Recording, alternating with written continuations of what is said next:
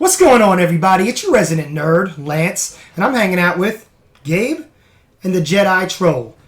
Welcome to the newest episode of Absurd Words from Your Preferred Nerds. On today's episode, as we always do, we're going to kick things off with everyone's favorite segment, Bad Movie Club. Woo! On today's episode of Bad Movie Club, super exciting because it's one of the best bad movies of all time, Samurai Cop. Who wants to break down Samurai Cop in detail for us? Give us some historical background and context. I was breaking it down physically. You were. Like a real samurai. It is one of the few movies that a cop, a top police officer, has samurai skills. It is. You don't see that very often. No. Especially not a white dude. I mean... in an American movie. With that said, though, I do have to say, they didn't really show samurai skills until the very end of the movie, Well, honestly. Chopped that dude's arm off with a sword. Yeah, I mean, not to justify being called Samurai Cop.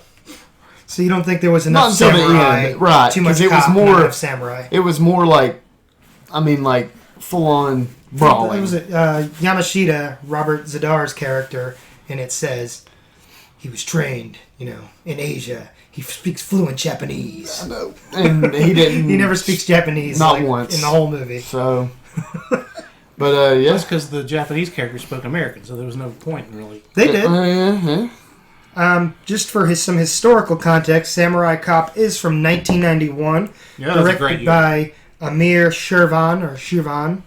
He's got some other, I guess, equally terrible movies that we may cover in the future on this channel. Stars Matt Hannon as Joe Marshall. And Robert Zadar as Yamashita. The man with the biggest chin in Hollywood history.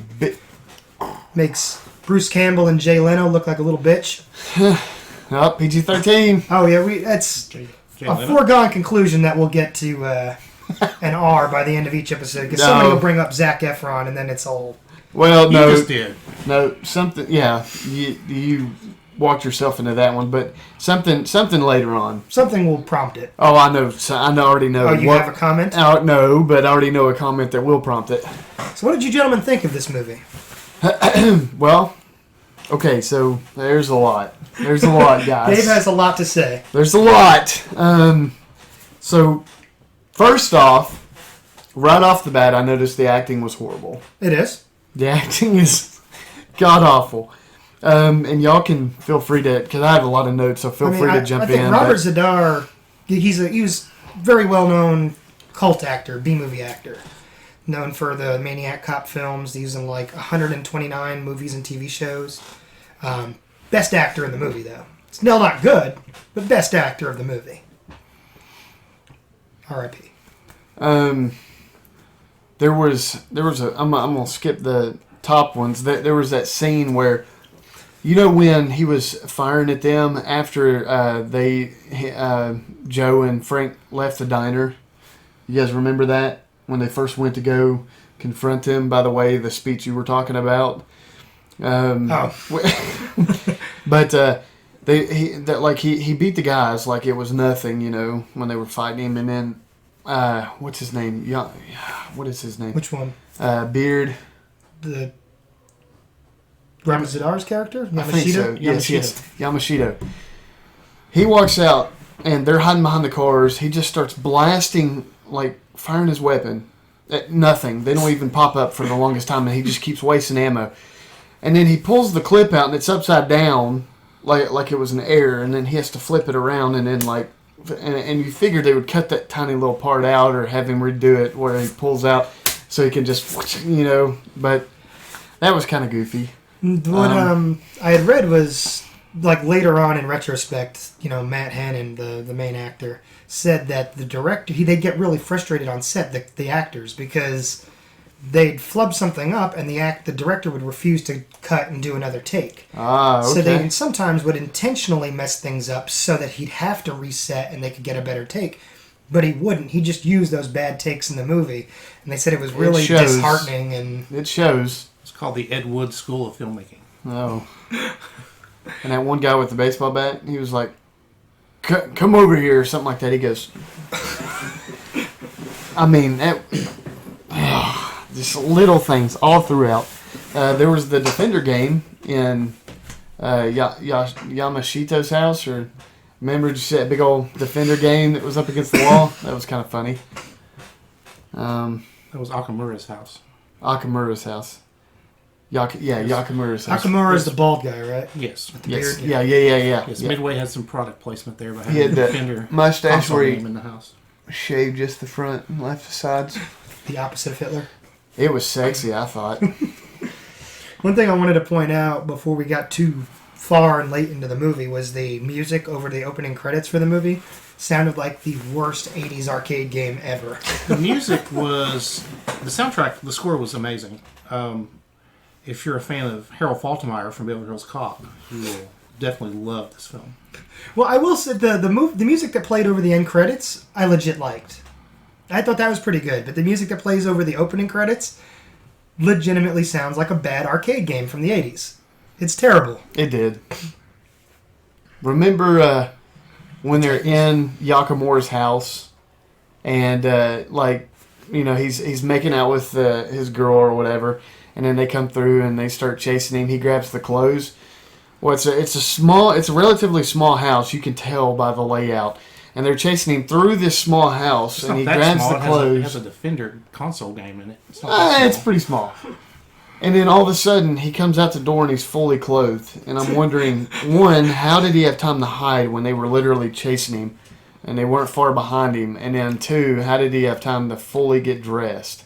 What would Black Panther say? If you're looking for logic, we don't do that here. That's true. That is true. He had time to get dressed because, of course, when they tried to enter through the sliding glass door, it was locked and they could not get in. So like, No, but they were in the house before he had changed.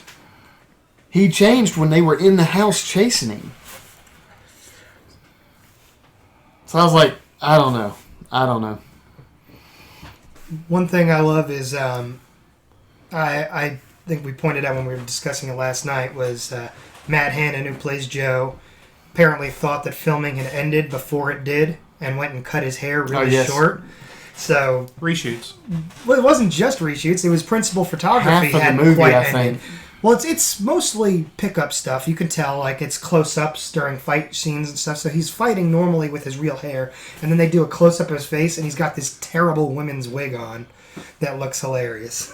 And then sometimes you can see it coming off just a little bit to where you can see the short hair that he got his hair cut. And when he wears a hat, he wears it like a halo sitting above his head. It's not pushed down at all. To be fair, that's on him, because why would you ever cut that beautiful glowing man? He did. It was a pretty impressive head of hair. Yes, it was. It was very feathered a little bit. It was very late 80s, early 90s. Mm-hmm. I think one of my favorite things I noticed when I was watching it was during the car chase scene, you could tell that they sped up the footage of the cars because the cars in the background on the highway going at regular speed look like they're on a damn NASCAR track. Oh, They're yeah. going so fast because the cars that they're doing in shot are really going slow, and they sped up the footage to make them go fast. That whole car chase scene was terrible. That, of course, is from the Benny Hill School of Filmmaking. When they ran over that one guy that fell out of the van after Frank shot him. He's like, like he goes, "Oh, watch out, man!" And then they cut it, and then you just play gotta it, see him afterwards. and then you see the end of the car, and he's like rolling like he had been ran over. It was terrible. What about Joe and Frank, their commentary during the freaking car chase back and forth? He's like, faster, faster, faster. They kept repeating throughout the whole movie. Shoot him! Oh, you got him! Oh, no, shoot him! He's burning! Shoot him, He's man. burning! He's on fire! Shoot him, man! Shoot him! Like, they kept repeating lines throughout the movie like that. That's the bad editing there, because I'm sure what they were intending to do was give multiple takes of the same line, so that when editing, you could use the best one, and the director's just like, nah, fuck it, leave them all in. Every take. That movie was like 2 hours long, and it should not have been 2 hours long. No. It should have been like 80 minutes. Yeah, if that. Yeah, it was. I don't know, that chase. It was pretty hilarious. Well, to be fair, the movie started out with a bang. Now, the Joe and Frank dynamic reminded me. It started off. I thought it was more of like a Lethal Weapon movie. Yeah, I mean they had Okay, that. I can see that. And then Manhattan's like a young Mel Gibson. It had automobile chases. It had helicopter pursuits. Mm-hmm. How much you guys want to bet that helicopter was on the ground and they shot it at that angle so you see the sky in the background? Guarantee it. But to your point, the diner scene when they go and confront Fujiyama, who to me is like he was almost on par with like a classic Bond villain. Oh, no. That hair was ridiculous. Oh my god. It's like a half mullet, half something. Yoda fell. Yoda? Master Yoda.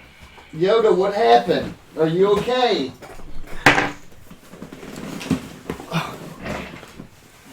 Should we cut away with one of those sorry we're experiencing technical difficulties things? I don't know. Can you edit better? lightsaber blade? Can you edit better than the movie we watched? Why does he have Darth Vader's like design? I don't know. That's the lightsaber he came with. He probably killed Vader and took it. Hey Steve, hand me his lightsaber blade real quick. Where'd it go? It's Yoda, guys. He's actually here in the flesh.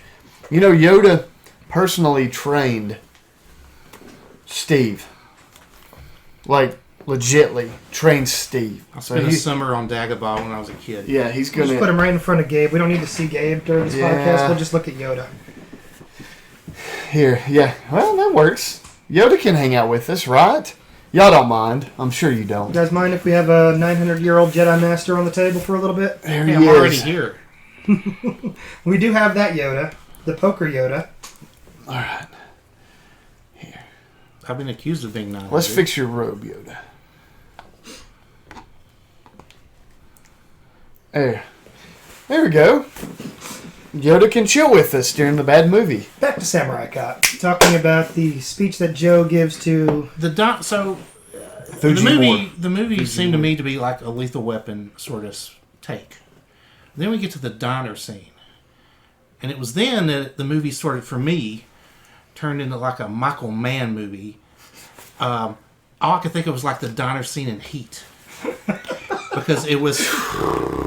There was back and forth with Fujiyama and Joe, and then his lawyer got involved, but Joe was able to shut his lawyer down really quick. The acting on that lawyer was pretty top-notch. Yeah, he was amazing. He was the best. Joe's speech is probably some of the finest dramatic acting I've ever seen. That should be the entire trailer, is the speech that he gives there. If only I could remember it. Yeah, I wouldn't be able to quote it verbatim, but golly, it was good. But I was concerned with if you remember, after the car chase, there was one of the henchmen, if you need a job, you can go to L.A. and be in a Japanese gang because they hire henchmen like they're going out style. Yeah, I mean, the gang leaders were Japanese, but it seemed like everybody in the gang was black or white for the most part. And there was a pretty big body count in this film. Yeah. Of course, it took like 5 or 6 shots to kill him, but... When Frank shoots that black dude like 5 times, he's ugh, and then he puts his gun down, he picks it back up, and he's ugh, and he picks it back. It's like 5 shots, and Are you talking about up against the car? No, when he's that black dude with the white T-shirt up against the tree. Oh, and he just kind of crumbles to the side. He doesn't actually fall. But in the beginning in the car chase, there's a henchman who suffers from some burns. And He's burning! He's burning! Do something! And he's taken to a hospital, which on the door to the room says a dental office, which obviously is a burn unit. I didn't notice that. Does it really? It does. Dental office. And then when they go to interview him, he of course can't speak because his lips are burned, according to the nurse. And he was quiet as a mouse. But then in the next scene, you see him and he's constantly. He's trying to say morphine, but he has no lips to pronounce the word. He kept going, and then the direct scene before it, he was just laying there quiet. And then Yamashita shows up and lops his damn head off. Yep. They did good on that prop. That's probably the best part of the movie was the prop of his head. And you know, Joe and Frank's captain, who I thought was just going to fire them every time he showed up, but I would describe his character, if you relate it to Marvel, he was like a J. Jonah Jameson, I thought. I'd agree with that. Not. Oh, you talking about the captain? Yeah. Oh, yeah. I did. Typical 80 or 90s cop movie captain, always like yelling, and as soon as they leave the room, he's kind of like, yeah, they're good kids. He does remind me of JJ, definitely.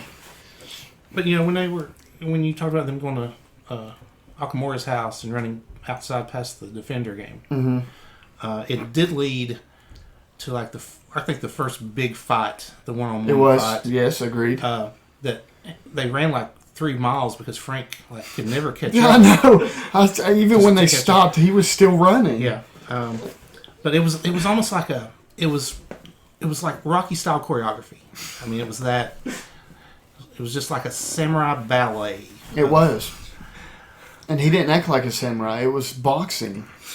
But during that scene, though, real quick, when he chases him, Yakamura stops, and they're in the woods, and there's nothing blocking his path. There was a log on the ground and one big cactus, but he could have ran anywhere.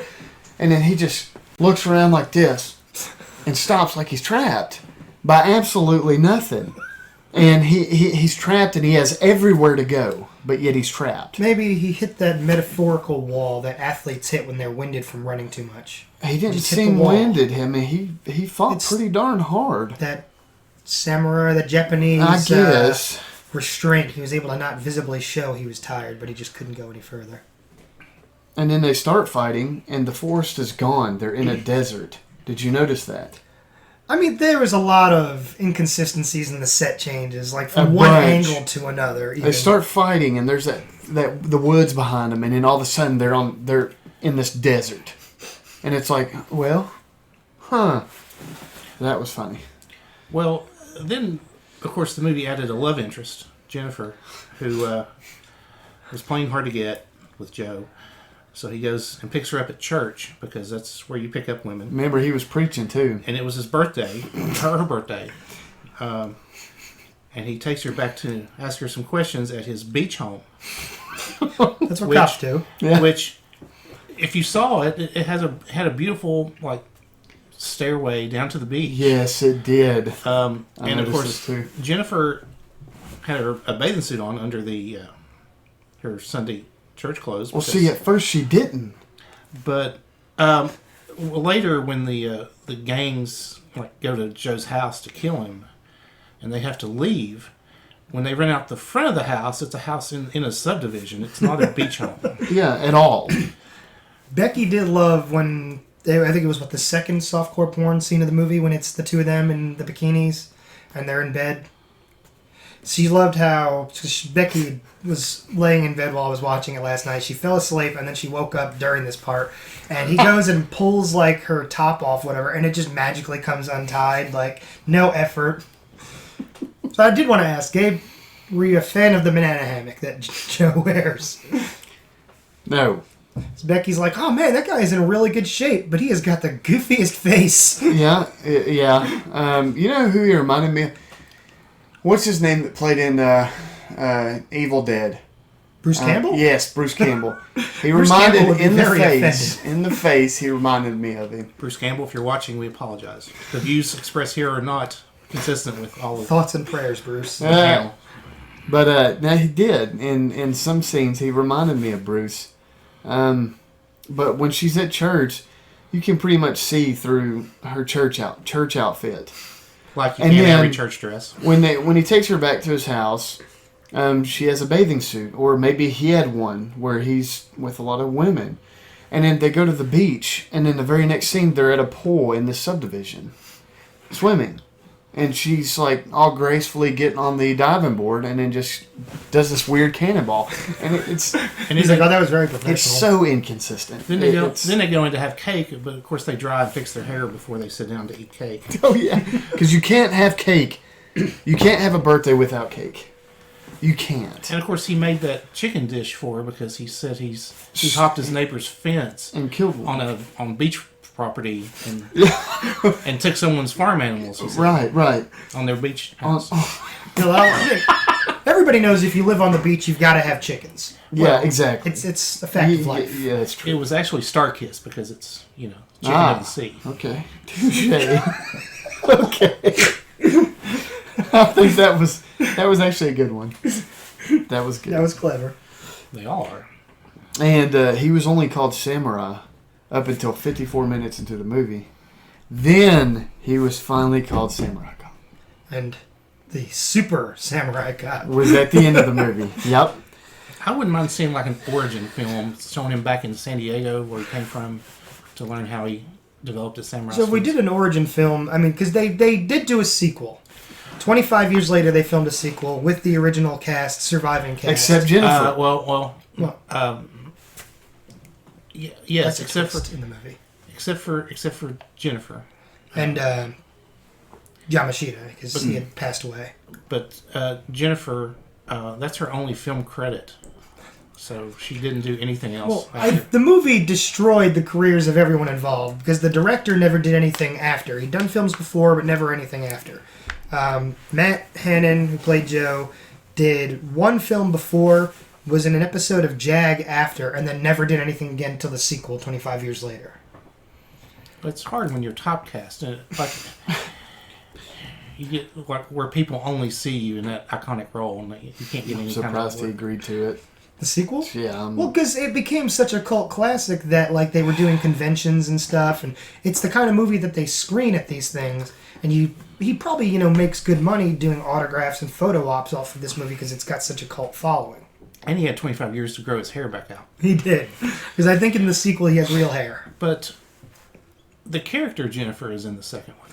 So you're looking at the credits for it. It's something of a twist in the movie. So I think IMDb spoils that to an extent. But it's a different actress. It's a different actress, but that's what the twist is. I think he doesn't recognize her when he sees her or something like that. Well, he shouldn't, because this takes place how many years? 25. Well, the actress that is recast is a 29-year-old porn star. So it'd be hard to recognize somebody that you're expecting to be, An actress 45 or 50, and she's only 29. who might be younger than the actress in the first movie. Yes.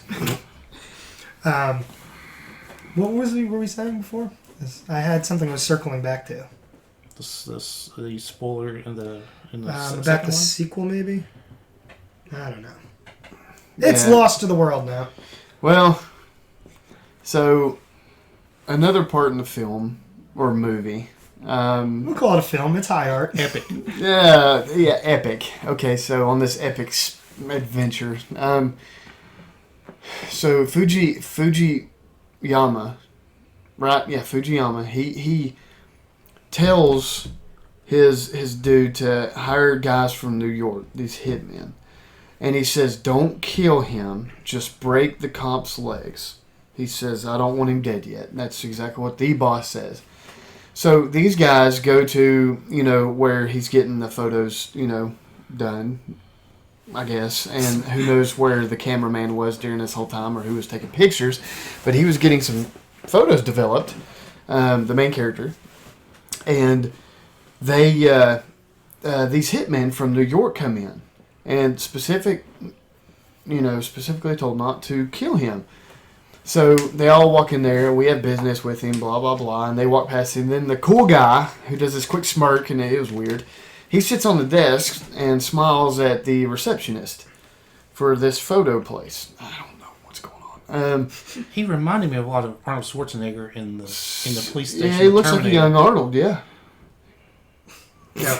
Are you offended? Not giving you that, no. So they start walking upstairs, and the receptionist, the guy's sitting right on her desk, and she's looking at him and just starts awkwardly moving her hand to hit the warning bell.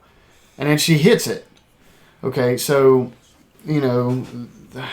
Joe gets ready to go downstairs and see what's going on, blah, blah, blah, or he's heading that way. Yeah, because every photo studio has a warning alarm. Exactly. And then all of a sudden you hear the warning alarm again. And you're thinking, what is the guy that's on the desk sitting there doing? What I mean, is he just not... he's... I don't know. It's like... It was her dad.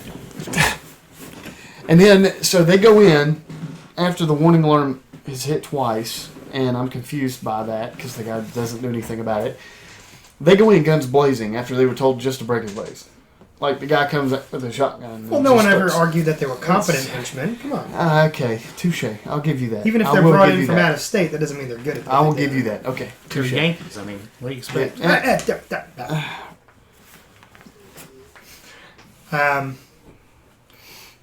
So, what'd you think of the epic final fight between Yamashita and Joe? Well, I mean, that was like the only indication for me that he was samurai through the whole movie, and that's when he became Super Samurai Cop or Samurai Super Cop or whatever.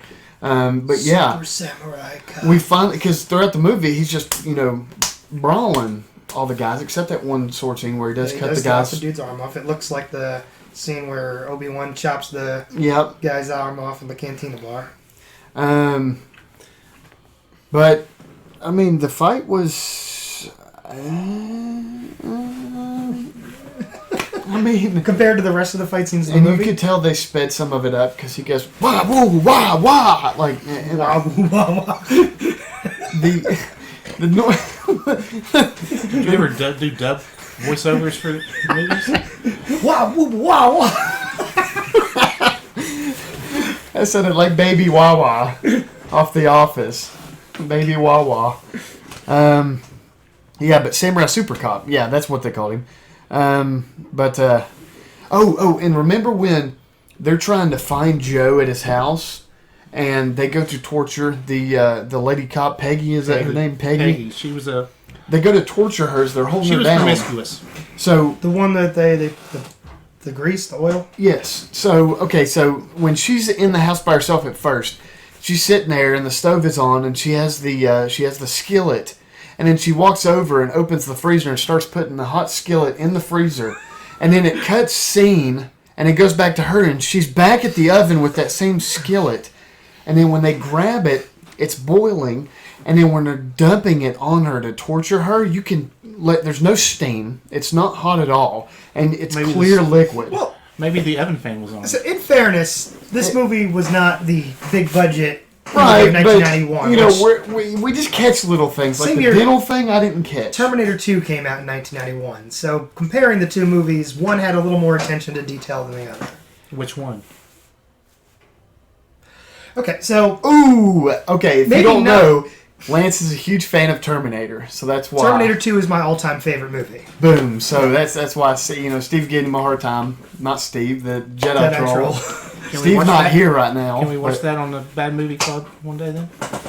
Ouch. So my point being, they probably didn't have something in the effects budget to pour this bubbling oil onto her, believably, but you can tell it's clear, real. Cold water. And then, did all the cops have the same day off? Because they were around trying to find Joe, and everyone is at home. All the main cops, Frank, Peggy. What is that guy's name? So Peggy's the female cop. She was hitting on everybody in the entire movie. Even the preacher, she goes, or that cop, but she calls him preacher, and she goes, they're ready to ambush the bad guys. Yeah. And then she goes, hey preacher, we have nothing to do. And immediately I thought, well, aren't you? He just told you if you hear shooting, go fire. And then she goes, you want to, and you want to fuck? And he's like, shut up. And by the way, Peggy, the first time you see her when she's in the helicopter, at the beginning of the movie, jumping back there, when they catch that guy and he, she looks down, she's like, good job, guys. We need to celebrate. He has no walkie, nothing, and he looks up at the helicopter and goes, we will meet back at my place. And she's in a helicopter, and I was like, now how does that? How does that work? Her acting in the helicopter scene alone, she looked like she was half asleep when she was talking. I know. My favorite part of the helicopter was when they went to the marina and he said, keep an eye for the boat. And then there's 100 boats there. They all look the same. And then once they identify the boat, he's like, okay, but stay back. Don't be too visible in a helicopter. And it's a clear, open marina, so Clear skies. Don't be too visible. no clouds. Just stay back. I don't want them to see you in a helicopter that's loud. They're down on the ground here. And it's like, you got to be kidding me. No logic. I mean, that's the beauty of it, though. I mean, this really does cross that threshold into so bad it's good. Like Robo Vampire, bad. Very little enjoyment to be had in the movie. Like there's a few parts you chuckle at, but it's really bad. Mm-hmm. Legend of the Seven Golden Vampires, pretty enjoyable. Like it's was better so far than any of the bad movies we've It's cheesy, reviewed. but I think that it's a much better quality of movie. Yes. So like it's Peter almost freaking doesn't Cushing. fall I mean, into the bad category. Right. This is bad, but it's much more enjoyable than for being a bad movie. Like it's so bad, it's good. Robo Vampire was just bad. And we will eventually subject ourselves to its sequels in the future. And then, I do have to bring up one more thing. There was a scene. There were a lot of scenes at the movie, but so that after the church thing, when she leaves with Joe, that one little henchman walks up and says, "She left with the cop," and then he turns and walks 3 feet to the boss and goes, "She left with the cop," and it's like, why couldn't you just tell all the bad guys that are standing 3-4 feet away from you? And I was just little things. Okay, that's it. Because there's a chain of command. You have to Play telephone and within 3 feet of She left with proximity. the cop. She left with the cop. She left with the cop. Kill him. My pleasure. My pleasure. I will say this for Jennifer. I love her office. The line head that was in her office was maybe the best decor I've ever seen added to a room. God. What about at the end when Joe wants to kill Yamashita after he struck him down? Frank, no, you're a cop. And then he lets Sometimes him you commit have to be ritualistic No, he's suicide. a samurai. Yeah, and then he commits ritualistic suicide right afterwards, and Joe's like, no, it's fine, let him. And that's like dishonorable if you do it to yourself. Your opponent has to be the one to kill you. I No, think. because if you're disgraced and you're not struck down in battle, you're supposed to commit ritualistic suicide. Oh, that's right. Because to they would restore they would put their katanas on the ground, and most of them would fall on it. Okay, yeah, you're right. You either fall on your sword or you have the small dagger that you do, and you're supposed to go in like That's right, you that's cut right. down on a line, like a 90-degree angle or whatever. Yeah, I'm good. Yeah, I don't want to cut my gun. I'm open. good. And I guess, during the movie, they talked about, the captain said, "I'm so mad at you guys, I should fire you right now. But you know what? Go kill him. I want you to kill him. And then when y'all are done, we'll all three turn our badges in." And then it never showed that, so I'm guessing they all lost their jobs. There sure will be a mound of paperwork. Well, like it was the hypocrisy of Frank telling Joe not to kill Yamashita. He's like, "No, you're a cop." But then when he was, when the two guys got him in the house, and he killed the one, and he had the other one subdued, and then he slit his throat anyway. Yeah.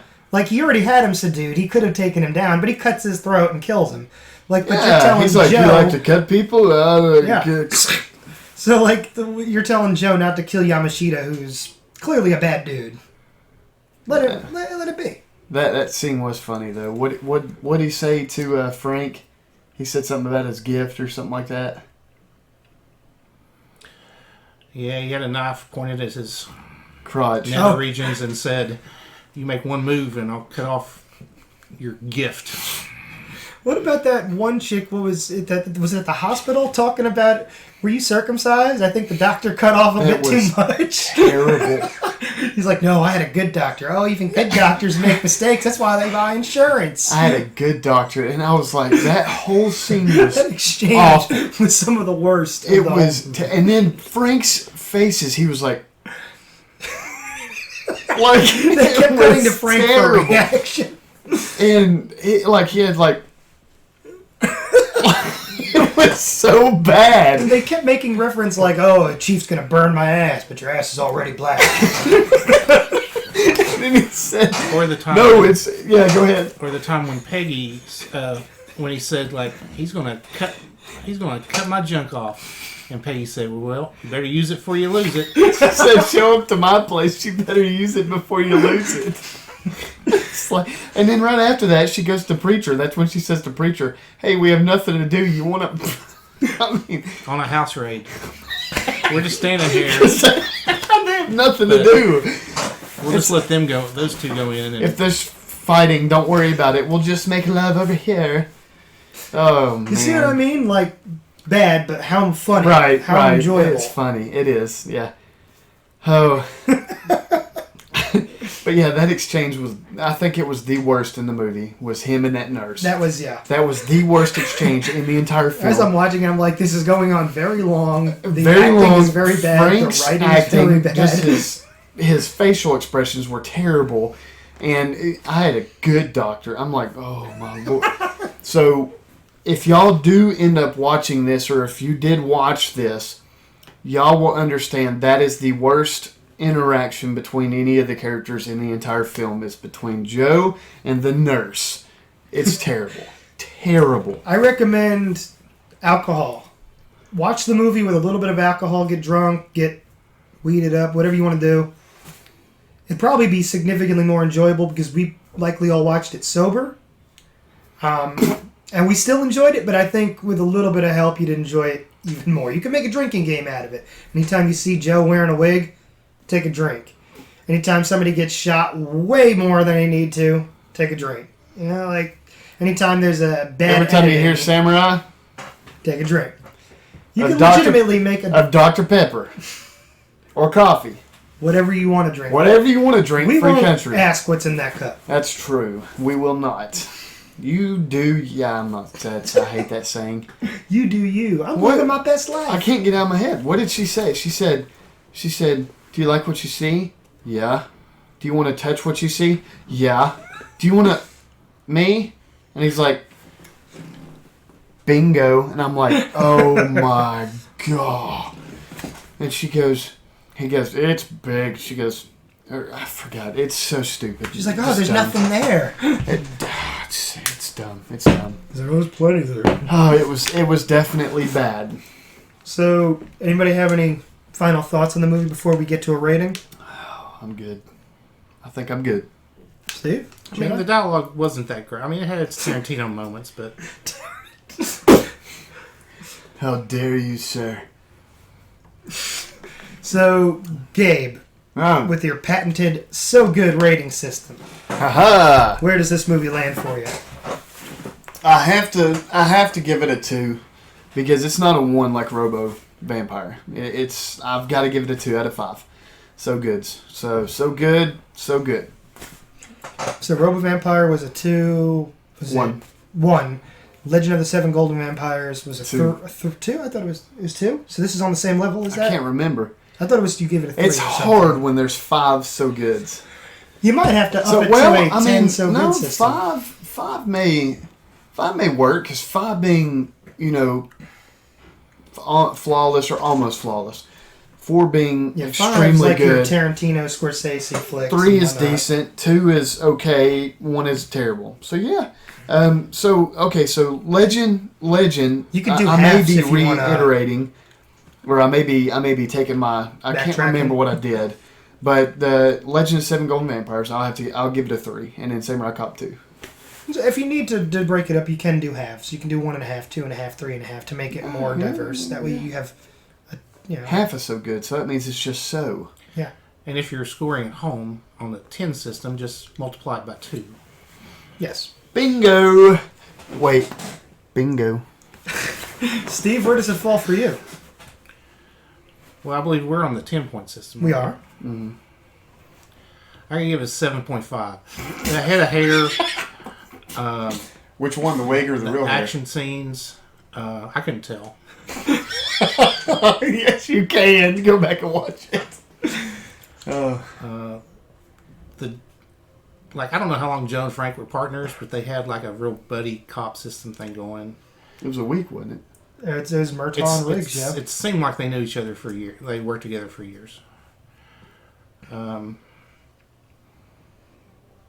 Plus the fact that the redheaded henchwoman,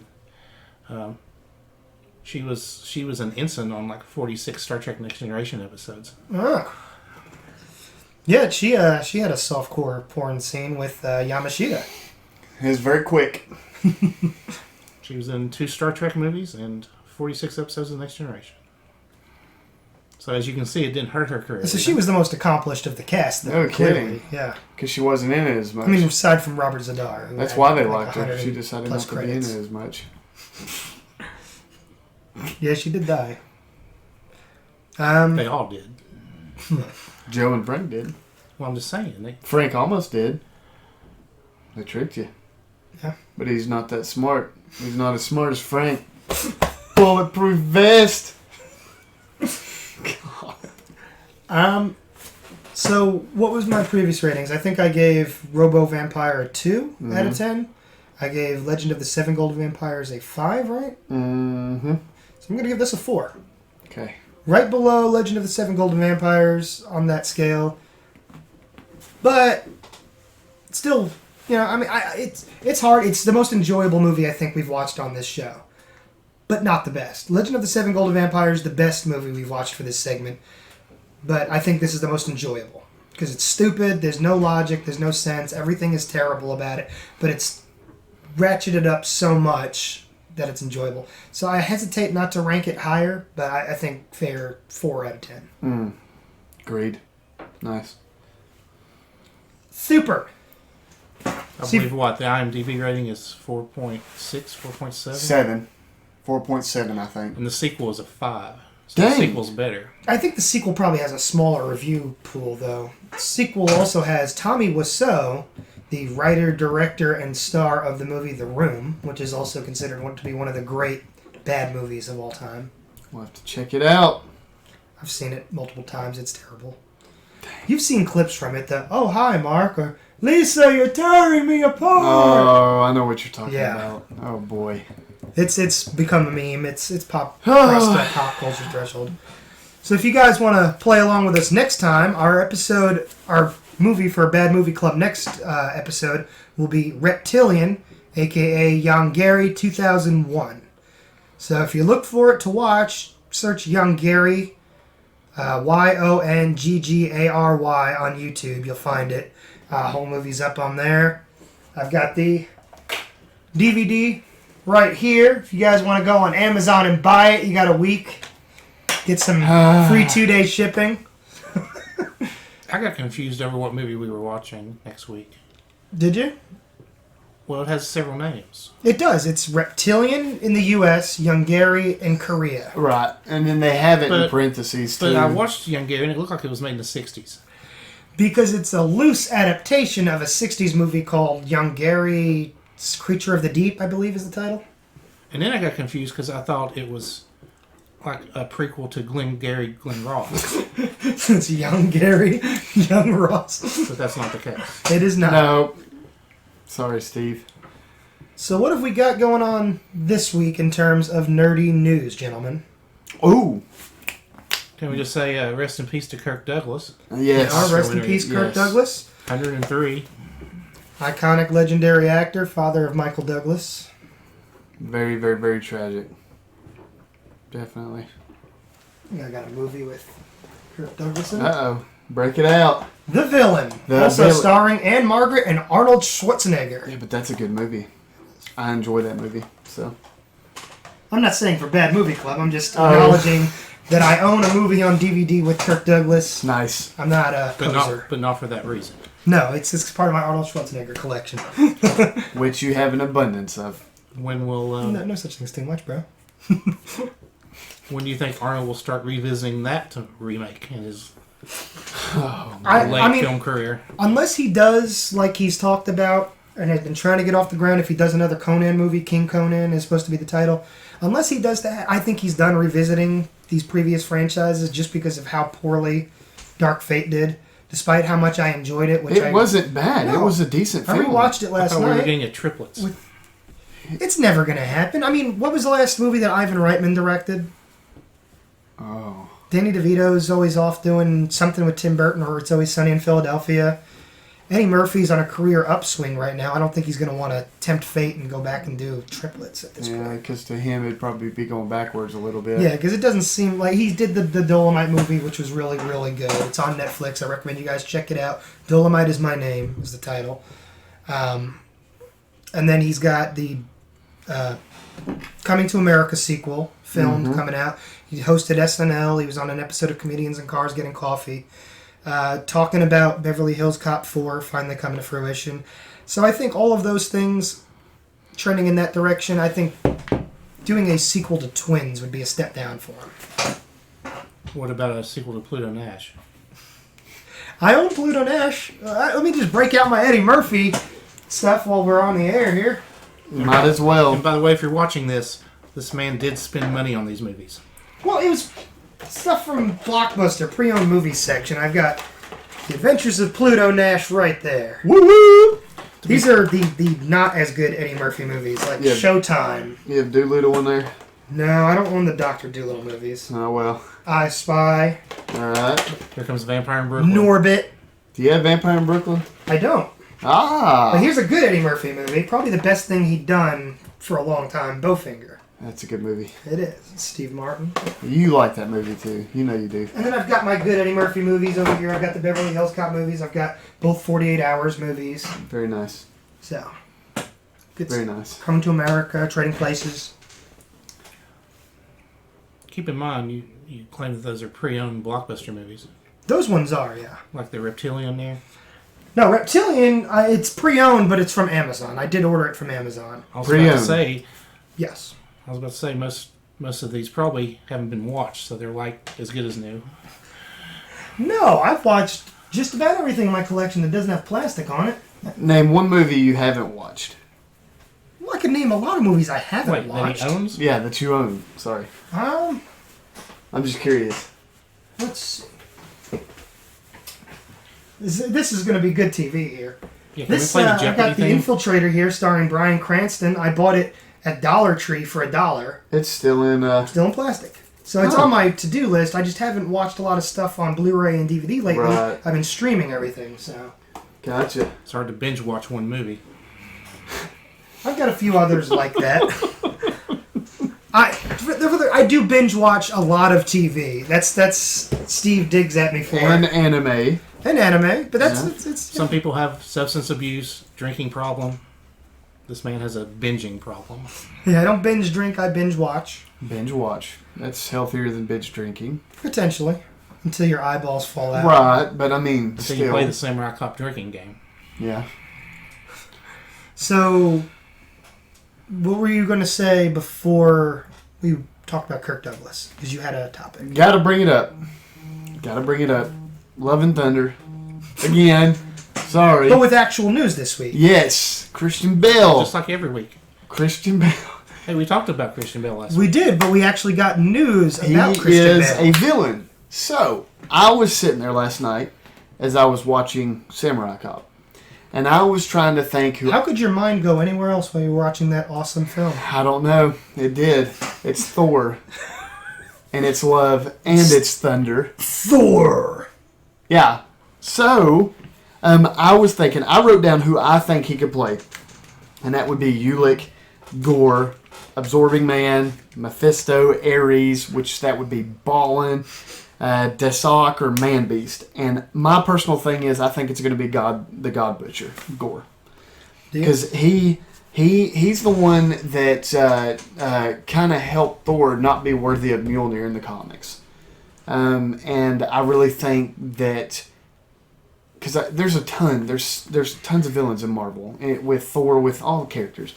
But knowing that he's a villain, I still think there's a possibility that Beta could come in, be evil, and then, That was one him thing and Thor fight, and then he becomes good, of course. I thought about with you mentioning the previous, what if they have to fight Beta? So that doesn't rule out Christian Bale playing Beta if they said he's playing a villain. Right, so that would be epic, but if not, there's so many villains. But those are the ones that I kind of listed that I think he might play, but I think, my opinion, I was reading it and other people are saying the same thing too, but the God Butcher makes 100% sense for film. for Thor's next movie. So that's all I got. But that's who I think, either Beta or God Butcher. And that's it. Well, one thing, while we're on the MCU, so we'll stay in that general area, we did have some other stuff. Can I bring up my theory? What's of up? course. I believe that he will be playing New Master 69's dad. What is going to be his role? How dare you call my son a dickhead? That's true. Thor goes over to his house to confront New Master after Korg... To rip his arms off. And then there's Christian Bale, The his dad. dad. CG. But So of course- they're not human. The CGI thing has been a pretty It's a strong rumor. It's a rumor. It's not confirmed. But it's been confirmed that it's a villain. So it could be a completely CG character, could be motion capture, could be something augmented with CGI. True. I mean, look at Korg. What Taika's doing, it's fantastic. Yeah. So I mean, they'll do good. Christian Bale's incredible. I mean, you either die a hero or you leave yourself long enough to play the villain. Well, So we had the Super Bowl this past Sunday. Who won? Who did? I don't woo, watch. Chiefs. There you go. I don't watch football, so I had no idea. Yeah. Is Chiefs and the 49ers? Yep. Okay. So we had some Marvel stuff during the Super Bowl. Yes, we did. We had a new Black Widow TV spot. Awesome. And then the big reveal was the Disney Plus preview 10. for Falcon and Winter Soldier, WandaVision, and a brief little tease of Loki. And that Loki. Oh man, and all of it. It's Bucky throwing the shield into that tree. oh my. I mean, Bucky, Sam. No, Sam. Sam. And it's just like the way that it zooms out and it's stuck in a tree. Then he grabs it and that was awesome. It was very short lived, but so epic. It just those little things right there make you look so look forward to it a lot. And the fact that it's a show, in some cases I like shows better because if it's good, because you get to continuously enjoy it. You know, I mean, the good thing that they are doing is that it's a series, so you'll get more character development, more of everything that we like. But it's a short series, a limited series, so it's not going to run so long. Right, but still, yet it's longer than a movie. No, I mean, when you run anything that runs like 13 episodes or more, especially with these kinds of characters and stuff, they stretch everything out so much that you get like that one fight scene an episode, you get that one actiony beat, and then nothing. So if everything feels like it drags on a little bit too long. fillers and stuff like that. Yeah, I mean, that's kind of what happened with some of the Marvel stuff on Netflix. Was as good as they were, you had a lot of downtime. Yeah. I want them to avoid that downtime. So if you're not developing characters and doing things important to the story, I want to see these big actiony scenes too. So I think this 6 episodes or whatever they're planning, 6 episodes I think, is perfect for it. It's a good fit. I mean, it's if it's successful, there's so much in the Marvel universe. Period. They could easily do. What's cool is this is more direct in the MCU as opposed to MCU adjacent, like the stuff that's been on ABC and what's been on Netflix. Is we get new developments. If we get by the end of it, Sam is fully Captain America. He's wearing the shield. He's got the costume and everything. We could see him show up in the next Avengers movie or whatever, developed from that, like with story development. Put it together. So it all matters. It all feels real and important. It's awesome. Can't wait. But Steve, what'd you think of that big game spot? Oh, Baby Nut? The baby Mr. Peanut. That was a funny commercial too, though. With the Kool-Aid Man and Mr. Clean. Was it the Kool-Aid Man's tears or whatever brought him back to life? I just feel like they try to steal the Baby Yoda idea and make Well, I think the Mr. Peanut. that's what everybody's doing since Baby Groot. So. Yeah. And now Baby Yoda, everybody's trying to compete with that. It's the hottest thing right now. Look at that merch selling that doesn't even exist yet, you know? Yeah, I think the hottest thing would be Jason Momoa taking his arms, abs, and hair off in that one TV spot. Did that excite you a little bit? That was hilarious. That was freaking hilarious. It did not give me nightmares. He's a fantastic actor. Everyone knows that's not really him, so it didn't disturb me. Like, I was cracking up.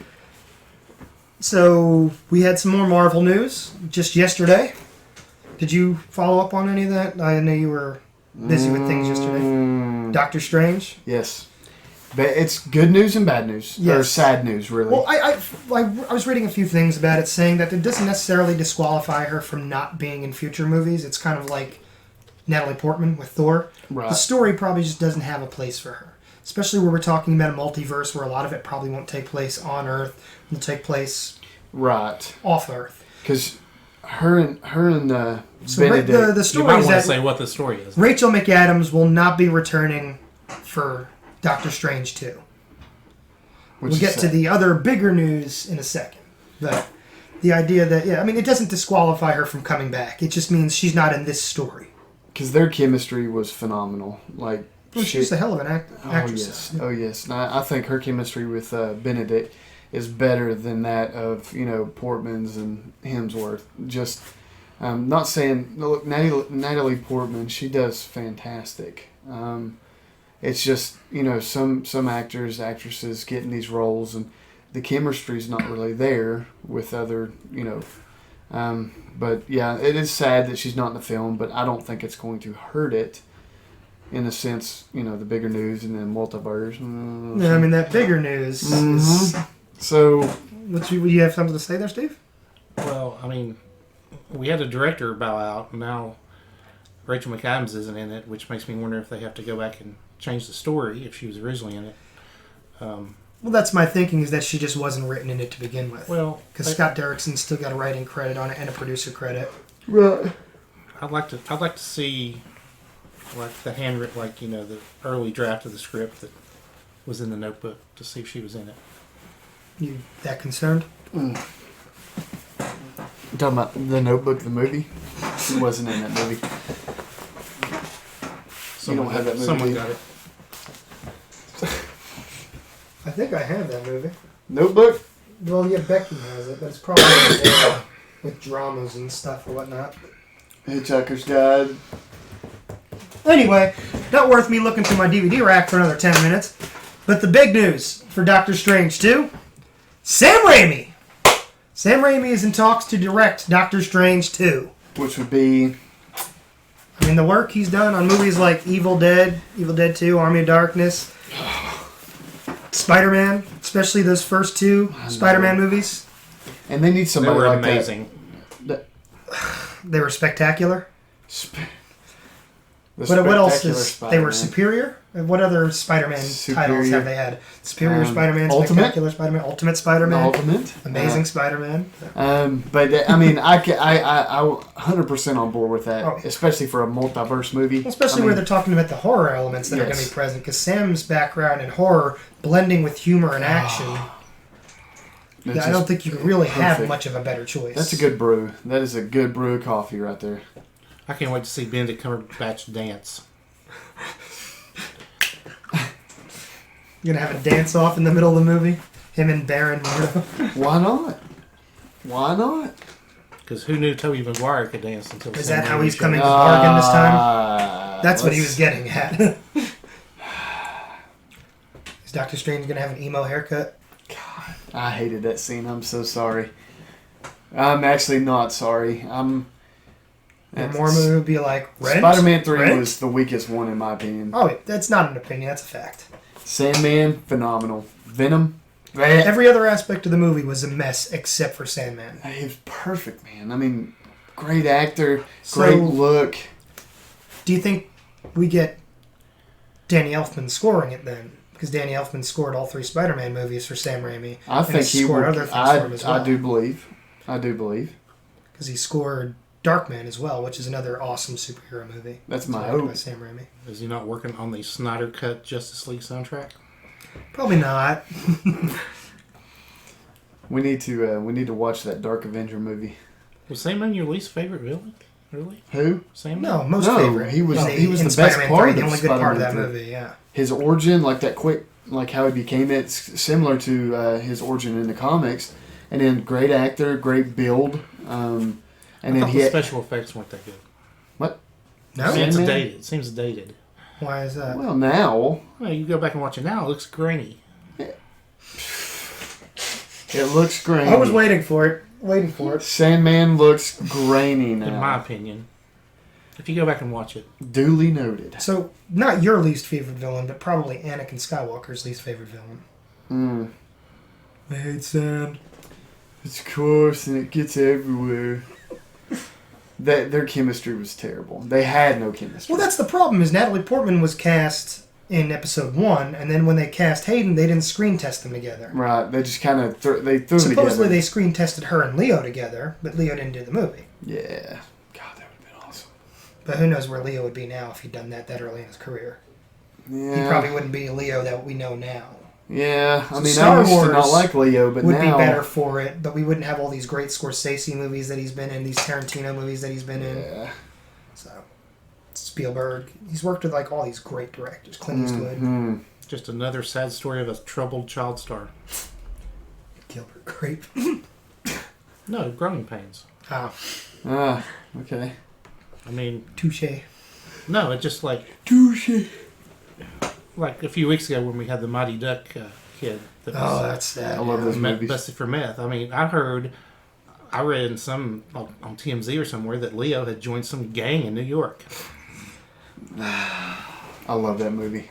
That's in my collection here. I gotta stop looking back here That and just movie- pulling out movies like, I own that! Look, everybody, I have that movie! That movie's phenomenal, Steve. That shelf though. Wait, is it open? I've watched it on DVD. I never opened the Blu-ray. Okay, all right. It's been a while. 'Cause I got Casino and Goodfellas here in plastic too, but I've seen them dozens of times. I'm sorry. Don't question my love for Scorsese. I'm so sorry. You're forgiven. Thank you. Do you have any more MCU news before we move on? Black Widow is rapidly approaching, Yes, it is. so that's our next venture. Mm-hmm. Gemma Chan revealed that she completed filming on the Eternals, so that production's That's wrapping. exciting. So many There's just so much got. There's a lot of Game of Thrones connections on there. Yes, You've there got is. several cast members. You've also got Keith Harington. You've what got, was the news from this past week? There was another connection. Was it the composer? The or- composer that Yes. did the Game of Thrones. Yep. So that's cool. Game of Thrones always had awesome music. Amazing music. I love Aside that. from I always Ed loved that Sheeran. opening. Yeah, it was just That was weird.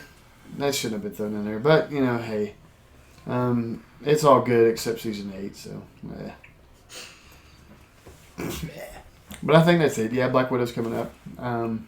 Eternals. Great actresses. Yeah, I don't think we've had any new developments since the last time we were on air. Aside from those. So I'm trying to think. Shang-Chi. Nothing new there. Yeah, nothing on that. That'll Nothing be new good. for Blade or we've covered Thor. So Nothing new yeah. for Guardians other than James Gunn addressing that it takes place after Endgame. Mm-hmm. Wasn't there something about that where he said that he's had talks with Marvel about characters like Galactus and Silver Surfer. Yes.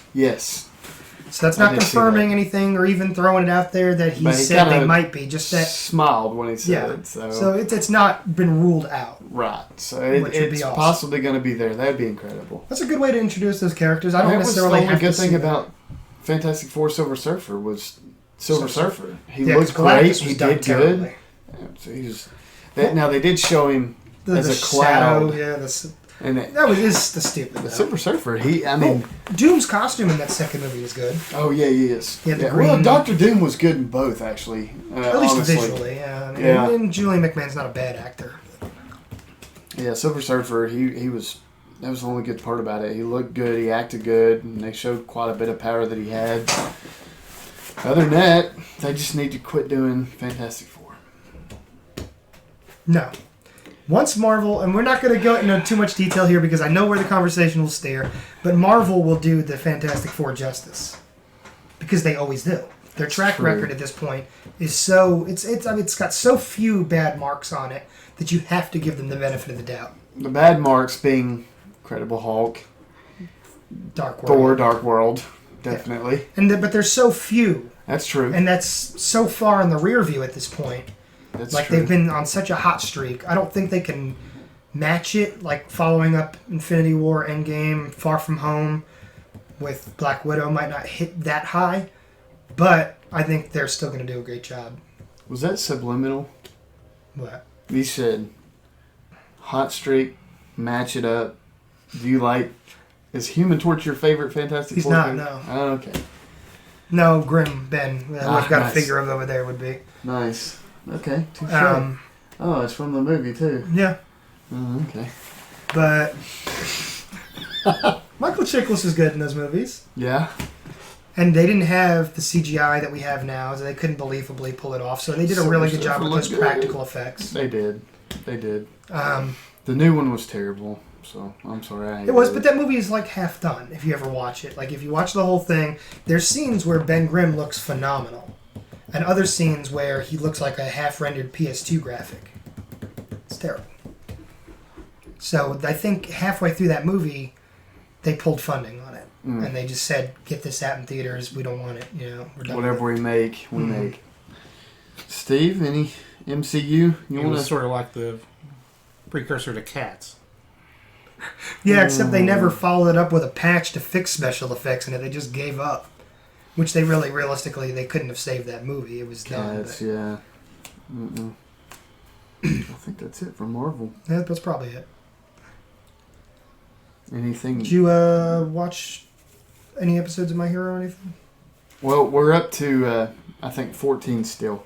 We went on there to go watch the next one, and it wasn't on there yet, at least that site that we were watching. I did start watching a new Fate. I love the Fate series. I love how they go, they summon a fighter or historic character from the past to compete.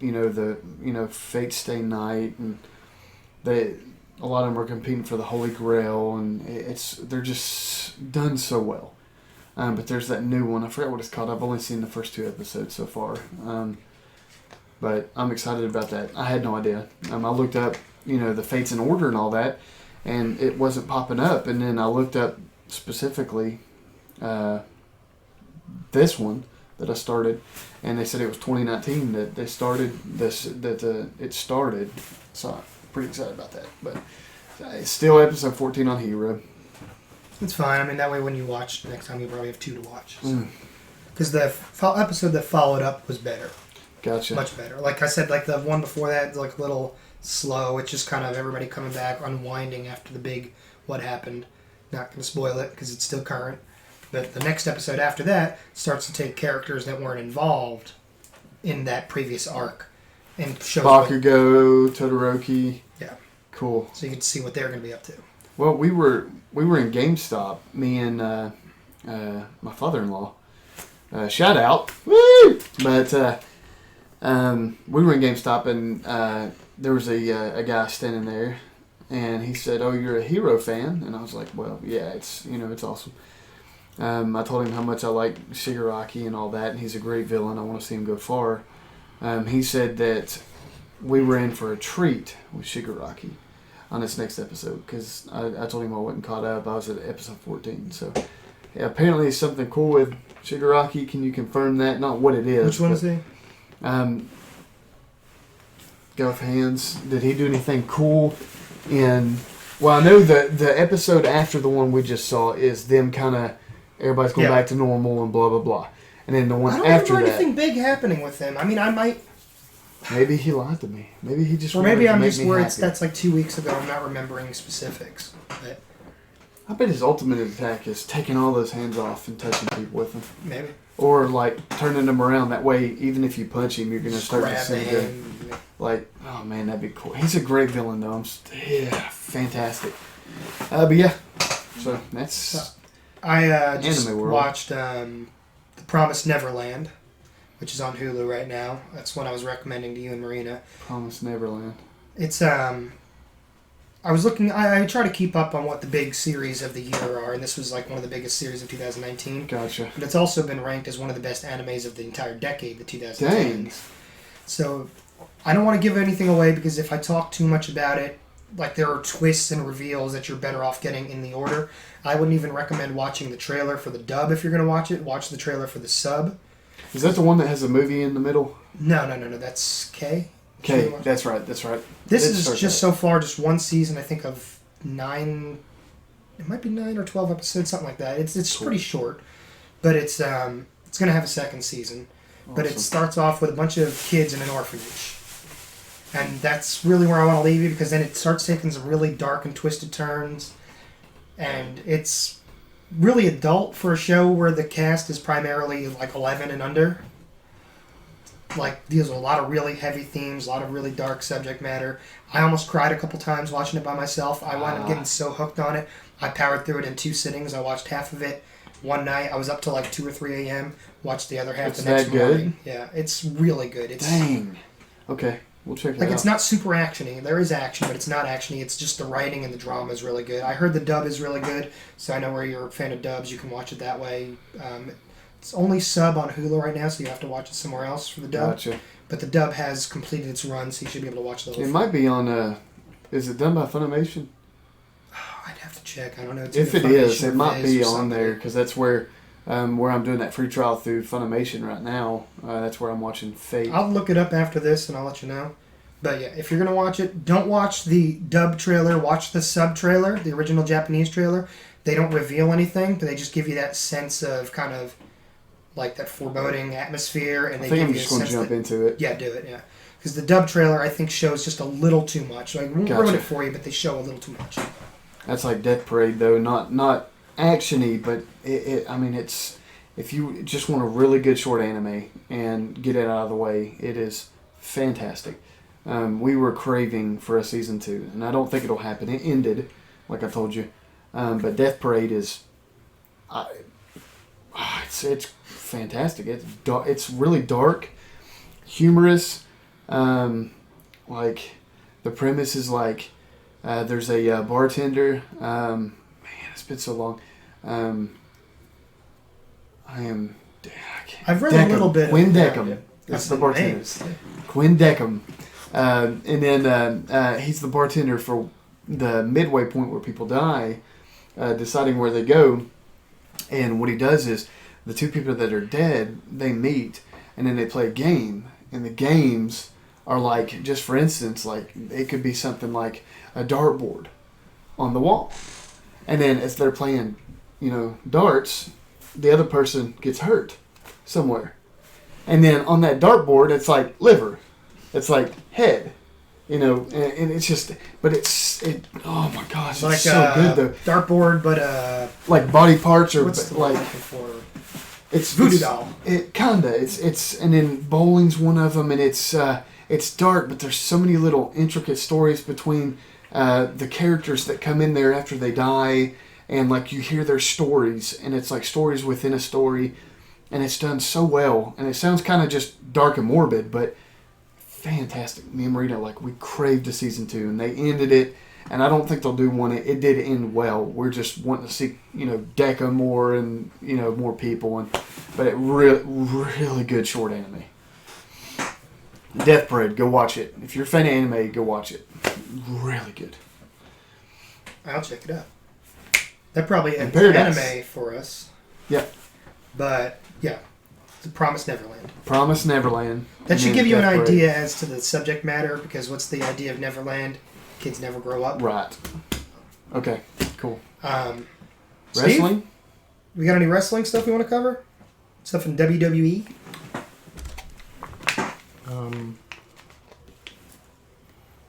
Do you believe Ricochet will beat Brock Lesnar in Saudi Arabia? I do not. Our WrestleMania main event is still going to be Brock Lesnar and Drew McIntyre, as it should be. I just really hope it's not one of those matches where Ricochet gets tossed around for 2 minutes and then it's over, so Brock can collect an easy and quick paycheck. I'm hoping there's some competitiveness to the match, that it's a good match. Because, Brock with the little guy is usually pretty good, like when he wrestled Daniel Bryan, and Daniel Bryan pulled a good match out of him, or when he wrestled AJ Styles, and AJ pulled a good match out of him. That can happen. It's as long as they give it the time and they make Brock actually work for his paycheck. I think Brock is actually... My wife hates him. She thinks he's terrible. But I think he legitimately can wrestle. He's got an amateur wrestling background. He's an all-American collegiate wrestler. But he gets lazy, I think, in WWE. He gets complacent. He knows he doesn't have to put in a lot of effort to get the crowd riled up to collect a big paycheck. Hopefully they make him work for this, even though it's a Saudi Arabia sort of throwaway pay-per-view. Goldberg returns this week. Goldberg returns on SmackDown, yeah. presumably to set up something for the Saudi show, but what do you think? Like, they better not put him against somebody his own age or even close to it. They got to put him in there with somebody smaller and younger with better cardio that he can pick up and not hurt. Bob Backlund. The last time Goldberg wrestled in Saudi Arabia, it's like 1,000 degrees over there, first of all. But he wrestled Undertaker. Undertaker's 50 years old, you know, and Goldberg's like 50 years old. They're both relatively goes large. To pick him up. Goldberg goes to pick up Undertaker for the jackhammer and drops him. It's really, the match is terrible. It looks dangerous. You worry for both men, like they shouldn't be doing this anymore. They're both big. They're both older. Yeah. So if you pick an older guy, you got to put him in the match with a younger guy. Right. So like they had Undertaker in a tag match with Roman, and who did he face in that match? Who did they face? Shane McMahon and Miz, was it? Okay, so they had that match afterwards, and Undertaker looked like $1 million. So when you, like, it was just shortly after too, so it wasn't a long period of time. Then they had Goldberg wrestle against Dolph Ziggler shortly after, and Goldberg just came out, hit him with a bunch of his finishers, and that was it. It wasn't like a technical match, but Goldberg looked a lot better. So the proof is you need somebody that's going to complement what they can still do in order to make these older guys look better. It's like when Chris Jericho had the matches with Ricky Steamboat. Ricky Steamboat came out of retirement in his 50s to wrestle him. So if you can get somebody younger in the ring to make that guy still look good, it's more respectful. It's what the audience wants to see. We don't want to see old guys out there looking old. Dying. Yes. We don't want to see them die in the ring. Metaphorically or legitimately. Right. You guys watch any new movies or anything recently? I'm trying to think. My wife watched, I think, the new episode of Masked Singer, or maybe she watched the old one. I don't know. Are we venturing into reality show territory here? Well, no, this one. Okay, Nick Cannon hosts this, and these singers. Have y'all watched it at all? I know the premise. I saw with Tommy Chong. As like nobody knows who these, and they could be anybody.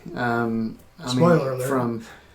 I'm not going to tell. No, I said Tommy Chong was a pineapple. I think that was in season 1. Oh man, don't tell people. I'm sorry. Buckwheat was on there. But it's like they dress up in these crazy costumes, and it could be like a fox, a Christmas tree, anything like that. And they hide their faces. The families don't know what they're doing. Nick Cannon, the host, doesn't know what they're doing. The twist: some of them are singers, some of them are not singers. They're actors, athletes, things like that. Football players, and then they get on stage dressed up. Behind stage, they have these face plates on, hoodies over them, gloves, so you can't tell, the feet, hands. So it's a really secretive show, really good show, fun to watch. But I just randomly, you asked about movies. I heard my wife listening or watching that with my brother and his wife. So I don't know if she's watching a new episode or not, but that's when she came downstairs and we watched Sword and Stone on Disney Plus. Oh, that's one of my favorite Disney movies. I love that movie. It was fantastic, and you go back and they have so many little like learning things for children in that movie with the ABCs, gravity, talking about gravity, mentioning loves, powerful. But it's fantastic. That's one. It's being adapted to live action for Disney Plus. I'm really hoping they stay true to the source material because I love the songs in that movie. To and fro, stop and go. When they're that's what fish. Makes the world go. I love that segment, and if I don't see that adapted faithfully, I'll cry.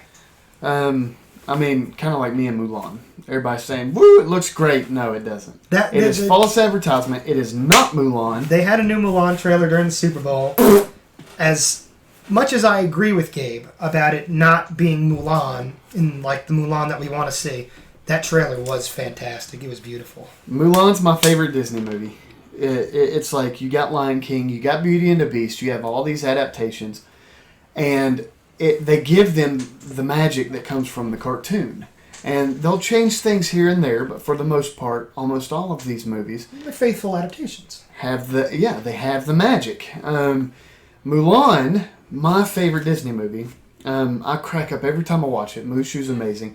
It's just fantastic. I love it. It's dear to my heart as far as the movie goes. Mulan, the film that's coming out, as a film, yes, it does look decent. Will I watch it? No. It should not be called Mulan. They have none of the music. Well, the music, but none of the songs. Because I did hear in the trailer that they were doing versions. Yeah, so. Mushu's not in it, and it's freaking Mushu. You know, he is like a huge. It's him and Mulan. But like doing Aladdin the without horse the and genie. the cricket, exactly. Yeah. Would you do an Aladdin adaptation for Disney without the genie? Come on. If they titled it something else, because it is false advertisement, in my opinion, because it is not Mulan. If they titled it something else, and you know her name was Mulan and stuff like that, or Mulan based off of the cartoon or something, I would go see it. But I'm not giving them money when they are taking the one Disney movie that is my favorite out of all of them and completely changing it. That breaks my heart as a fan. That breaks my heart. It just does. I love Mulan, and it has to be the movie that I love. It couldn't have been any of the other ones that I enjoy. It has to be my favorite. Like I said, I don't blame you, but it was a fantastic trailer. The trailer was good. I finally watched it. The trailer was good. I just really wish they would title it something else. It's Call it like A Warrior's Journey or something. That's a good title. Base it on the same thing. That's a good title. Based off Mulan. Yes. A Warrior's Journey based off Mulan. Or A Warrior's Journey, a Mulan story. Something That's like actually Mulan a Tale. very good title. Whatever they would call it. But just calling it Disney Mulan is sort of false advertising in that it's not a straight up adaptation because it takes away the music, it takes away the fantastic magical characters, and it makes it just a straightforward historical epic. It's more like Game of Thrones. It is more like Game of Thrones, yes, realistic. it is. Yeah. But probably a little more family friendly. They're not going to see any. It's a family friendly Game of Thrones. No princesses hanging out in Milan. Yeah. No. But yeah, I'm not going to say the movie's going to suck because it's probably going to do well as a movie.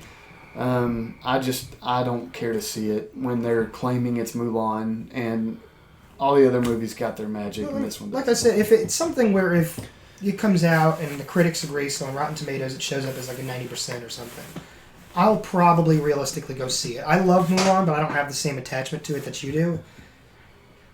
But if it shows up more middle of the road and it's got like a 7 or something like that, 70%, I'm not going to go see it in theaters. I'll wait till it's on Disney. Yeah, exactly. 100%. There was another announcement for Disney Plus. Today? Was it today? Which one? What are you talking about? I was going to let you talk about it because you, I think, broke it to me. Which one you want me to talk about? Lilo and Stitch? Yes, the live-action Lilo and Stitch. On Disney Plus. Whoa. I didn't hear about this. Hang on. What? Live action Lilo and Stitch. Shout out to Marina. She is going to flip. But Lilo's not an alien. Huh? Stitch isn't an alien in this one. Wait. What? I'm just kidding. I was trying to make Gabe even more upset. Yeah, there's no Stitch in this one. I enjoy Lilo and Stitch. Marina loves Lilo and Stitch. That's one of her favorites. I think Little Mermaid is still her favorite, but she loves Lilo I think it's probably the best of their 2D animated movies that came after the end of their Renaissance period. Right. The Renaissance period ended with, I think Tarzan was considered the end of it. Great movie. So after Tarzan, they hit that slump. They started doing things like Home on the Range and Treasure Planet and stuff like that, where they were all critical and financial flops by comparison. So I think Lilo and Stitch is the best one to come out of that generation of Disney. 100%. But that's, so how much news, Steve? Yeah, the Renaissance era was like, ever since Stone Cold retired, just... The Renaissance era it started with The Little Mermaid and ran through till Tarzan. No, not that. About Lilo and Stitch, like all the news for it. I think they just announced that it was being developed for Disney Plus exclusively. Got it. So. And then today they announced they're making a Tom Sawyer movie for Disney Plus. I mean, Disney's done Tom Sawyer and Huckleberry Finn in new movies, so that's not... Because Brad Renfro played in the Tom and Huck. It was him and... what is his name? Is it Jonathan Taylor Thomas? There it is. Yep. JTT. JTT. And then in Disney film news, of course, today was announced that... Well, there was also... Last week there was Hamilton. Yeah. There'll be a big screen version of that. But then there'll be a music-driven film starring in music written by Bruno Mars. An animated movie or live action? It's a Disney musical movie. Music movie. What surprised me was I actually read the article about Hamilton after the fact, and it's not like an actual adaptation of it. It's a filmed version of the play with the original cast. So, it'll still likely do well and it'll be good because you've still got Lin-Manuel Miranda in it and those original Broadway cast members, so the people that knew it and did it best. But I thought the money-wise, that with all the musicals coming out, like Rocket Man and stuff these last few years, we've got West Side Story coming out this year, directed by Steven Spielberg. Like, musicals are hot right now. So why not do an actual live-action, like, movie adaptation of it, not a recording of the play? Yeah. Especially with Disney backing it, that would be big money. Mm-hmm. Be about like Cats, won't it? Well, we could bring up Cats, but Cats, God, that was an ill-advised move. Like, they could have made those characters practical with makeup. God, it looks so bad. Yeah, but like if you watch the actual play, I'm not a fan of it, but they look much better in the play. So just do makeup and costumes instead of CGI. There was no need for the CGI. It didn't enhance anything. It hurt it. Yeah, it looked terrible. It honestly. looks awkward as hell. Yes, it does. Yeah. Yep. Now, of course, if you're a teenage boy, don't forget to go see Birds of Prey in theaters. Yes, Birds of Prey comes out this weekend.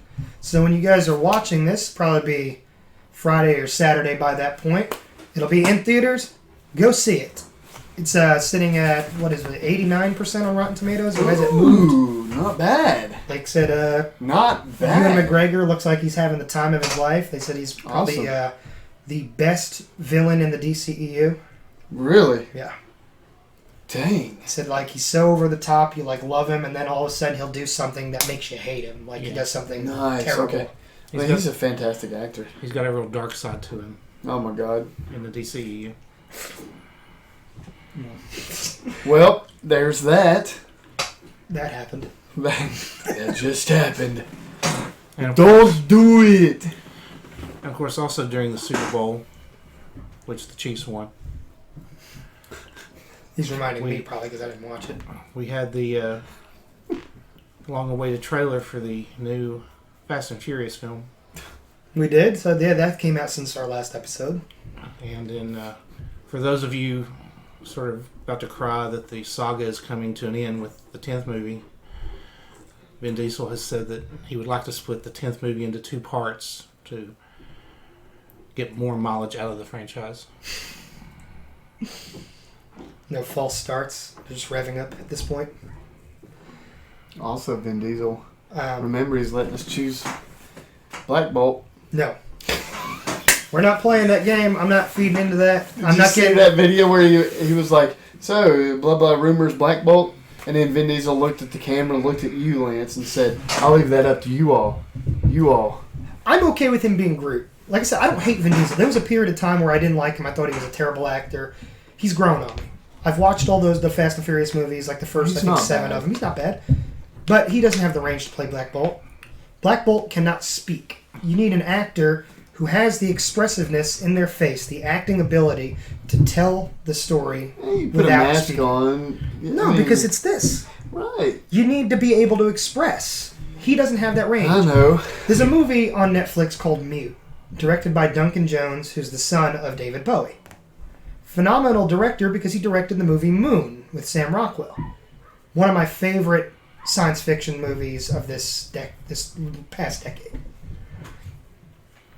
Great movie. His follow-up movie, Mute, which is supposed to be the spiritual successor to it. Alexander Skarsgård plays the main character in it. The character can't speak. He doesn't have the range to carry the performance. The movie is a dud. Ouch. So you need a capable actor if you're having a mute lead character. John Krasinski. Daniel Day-Lewis. Well, fuck, Daniel Day-Lewis would be great, but Daniel Day-Lewis is not going to play Black Bolt. Daniel Day-Lewis is retired now as well.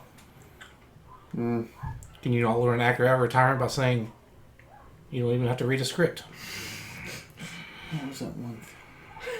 Back to the Fast and Furious, though. In addition to potentially Vin Diesel saying he'd like to split the 10th movie into two, they're talking about another spin-off movie set between 9 and 10 starring the female characters in the movie. So you've had Hobbs and Shaw. Now you have a female-centered spin-off. And now they're talking about the 10th movie coming together and bringing Hobbs and Shaw characters into the mainstream story of the Fast and Furious franchise. Because how much can we talk about in spoilers here from earlier movies in the Fast franchise? Well, Hobbs and Shaw have both been in it, like major characters. Well, the idea that Shaw killed Han. Right, that was in there. Yeah, so Shaw killed Han. Han comes back in this new movie as revealed in the new trailer. Mm-hmm. So he crawled out. Shaw didn't really kill him. Is not Shot him in the in shoulder. This new movie. Neither is Hobbs. Right. But they're both supposed to supposedly be in the 10th final movie. So you're going to bring back Shaw and then have Han there. But Shaw will be not wanting to kill him again this time. Well, I'm just saying, how is Dom going to react to Han, who's one of his best friends, coming back, like being back, and then the man who killed him coming face to face with him in this capacity where he's supposed to be a good guy now, not a villain. Mm. I'm more excited at the thought of on screen getting to witness Dwayne Johnson and John Cena face each other. Like that's a once in a lifetime movie event. The once in a lifetime WrestleMania event that we got twice, 2 years in a row, but they billed it as once in a lifetime the first time.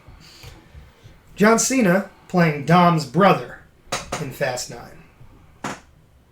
And he looks angry. He does. You could not see that coming. Wait, so he's Dom's brother? Yeah, did you not see the trailer? No, I didn't watch it yet. It's a good looking trailer, man. But they ratchet that. Where's he been? He's a bad guy. Movies. So they're not on good terms. Never he's an mentions assassin, his brother at all. And he's been going around the world being evil. A Quiet Place 2. Quiet Place 2? The Quiet Place 1 is phenomenal. So I'm all about so it. good. A little sad for people Very that haven't sad. seen 1. Not little. Well, I'm saying I'm sad, a little sad, that we won't see John Krasinski in the sequel. Oh. Unless they do flashbacks. I mean... But he'll be there writing and directing, so his fingerprints will be on it. The trailer showed him in it. Yeah, but he's not in present day. Did you see the first movie? Yeah, it may be a prequel. No, I think it's a sequel. You think it's a sequel? I think it's a sequel with prequel elements. So I think we get maybe. flashbacks to what happened before the events of the first movie. Gotcha. But it's primarily in present day afterwards. Okay.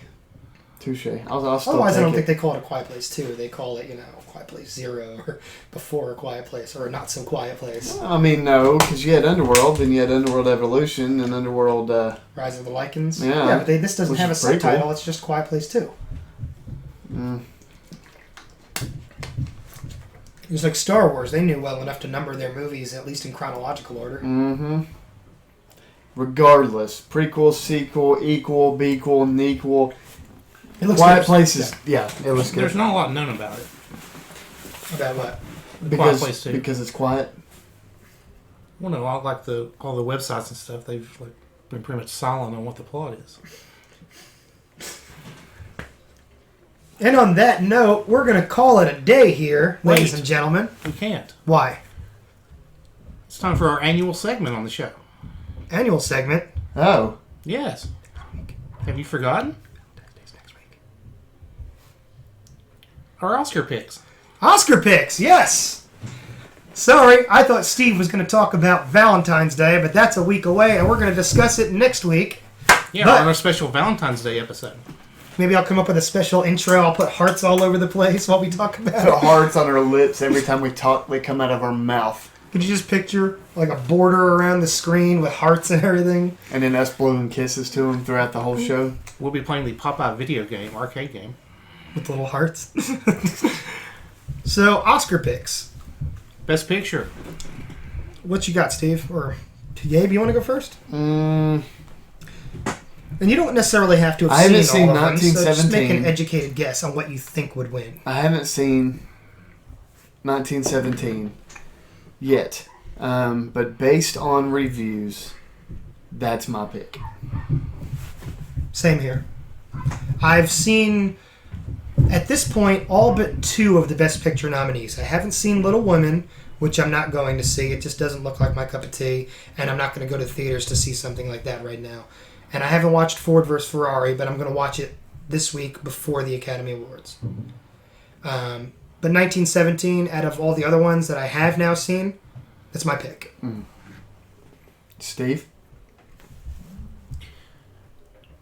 Yeah, I think it'll win. I was skeptical at first because... Why are you skeptical?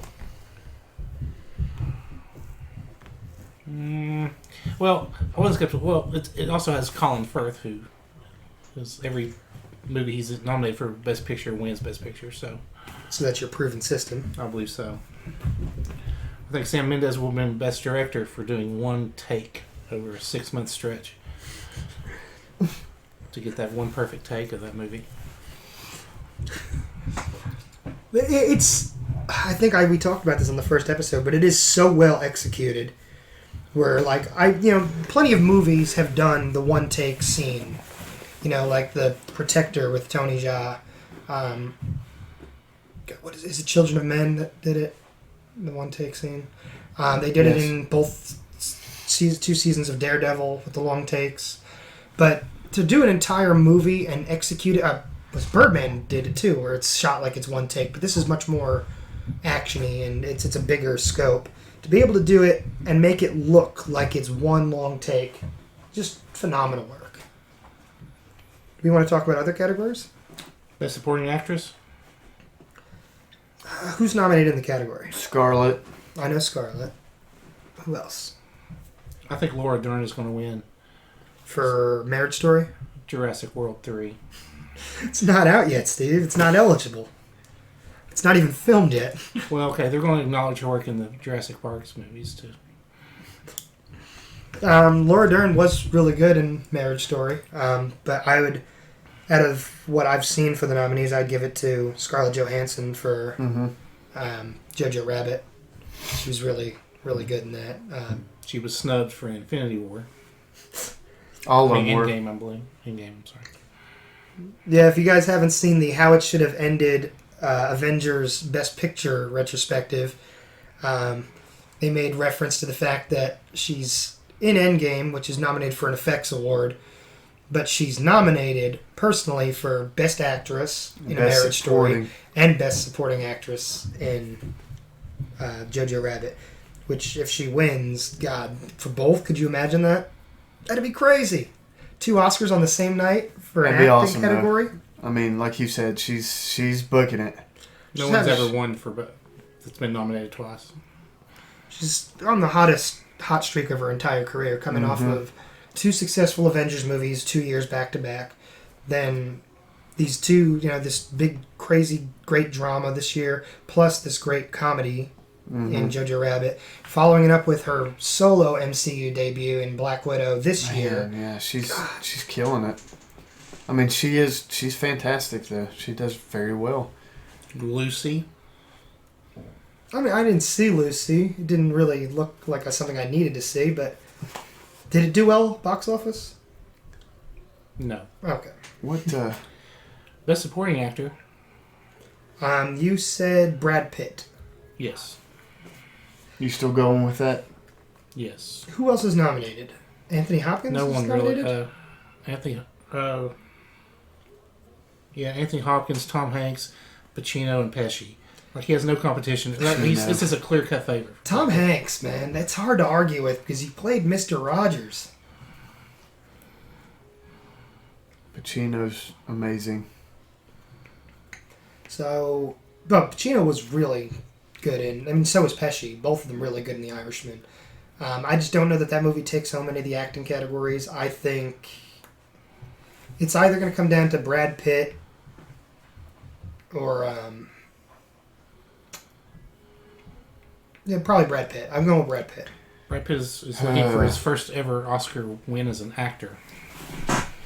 Oh, so he's not won as an actor. As an actor, no. He's won as a producer. Yeah, so he deserves it. Give it to him.